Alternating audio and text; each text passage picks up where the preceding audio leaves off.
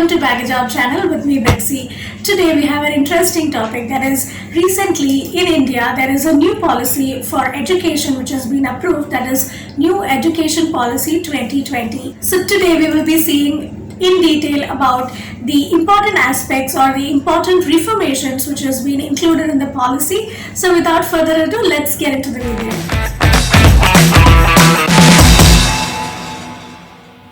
So we all know that this new policy, that is a new education policy, was approved by the central government very recently.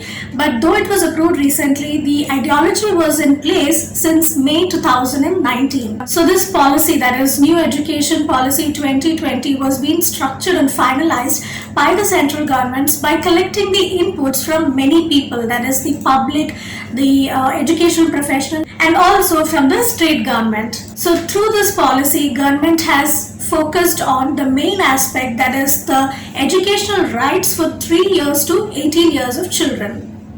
So the first important reformation point that we are going to see today is that the early childhood care education. So in this education, that is the early childhood care system, government has ensured that 3 to 6 years of kids are being given the activity-based education, which can actually change the by-hearting system of education. So by introducing this system, the main advantage is that kids need not be pressurized or stressed on by-hearting poems or rhymes or whatever it is, so that kids can actually focus on activity-based education, which is easy and interesting for them, and that can enhance their skills in the very young age.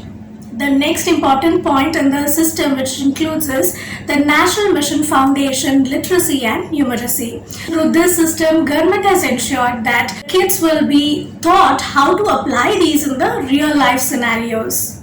The next important point is that the 10+2 system has been stopped. By stopping 10+2, there will be a new system in place, that is 5+3+3+4, whereas 5+3+3, that is until 8th standard, will be considered as the primary education, and the students from 9th to 12th will have the privilege or the freedom to choose whichever combination subjects they want, and this will actually lower their burden of board exam pressures. So this is one of the major advantage of the system. So the next important point is extracurricular activities and vocational education. Usually, as per our current education system, the extracurricular activities or the vocational educations are considered to be just as an extracurricular subject or a normal activity or a normal subject. But here, as per the new upgraded educational system, we are going to have this as a mainstream subject. For example, if kids are really smart and expert in musical skills, then they will be given education related to music. And if at all your kids are expert or smart in sports, then they will be given the education related to sports. These skills, that is musical skills, dance skills, sports skills, or whatever extracurricular activities your kids are good at, they can continue their education in that particular related skills.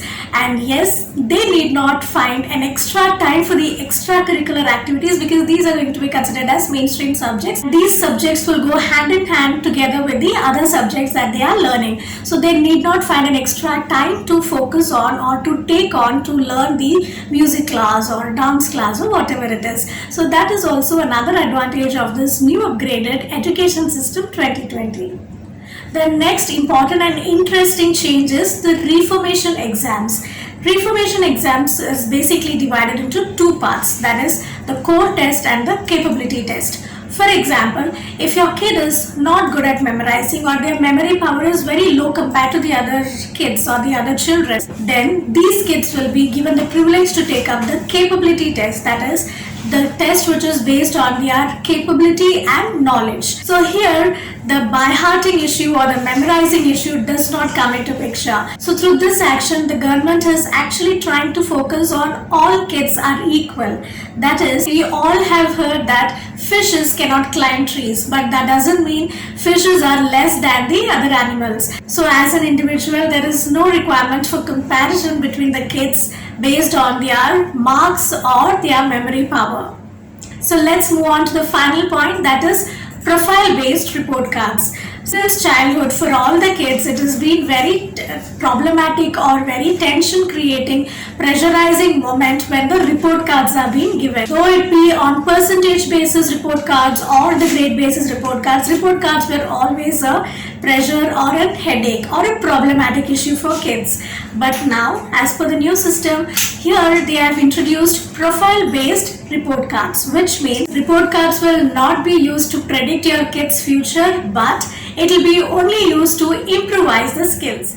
Now that we have seen all the important aspects or important information that was being included in the new Education Policy 2020, the government has focused to actually recruit n number of skilled teachers for this purpose. Not only that, existing teachers' skills will also be enhanced through some courses or programs. So yes, this new education system 2020 or the new education policy 2020 in India will actually be a game changer for our kids. So let's hope that through this education upgradation in our system truly reforms our kids' future. So that's all for today. We are winding up. I hope you liked this video. If you found this video useful or informative, do not forget to like, comment and share. With this note, I promise to see you in my next video. Thanks for watching.